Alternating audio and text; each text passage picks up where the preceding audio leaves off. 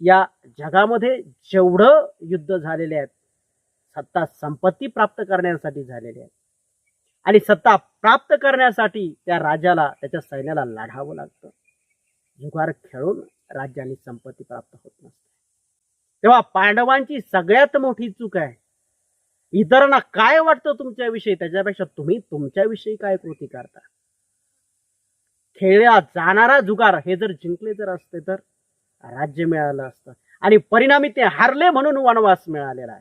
तेव्हा जुगार खेळलेलं धूत हे या पांडवांना वाचू शकलेलं नाही.